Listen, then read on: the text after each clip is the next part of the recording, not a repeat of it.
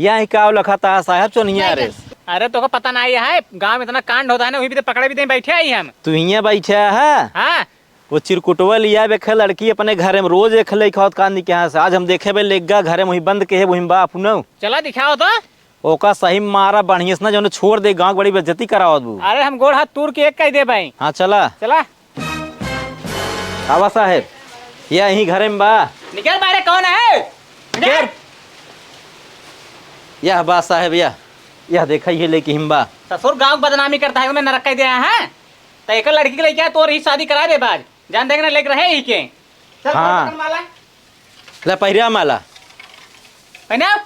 हाँ अब देखा पहिरिया दी है ठीक हो ना। आप सही बयान। अब एक मुँह वो देख लिया एकदम। हाँ ठीक, मुंह दिखाओ। तो शादी हुई अब का भा साहेब? अरे तो हमारे मेहरा हुआ है, एक जेल लग चले पड़े। अब कुछ न कहीं पे हुआ चला और बिया लेके जाता है अंदर जा। चला अब जब तोहरे मेहरा वैसे तो हम का करी।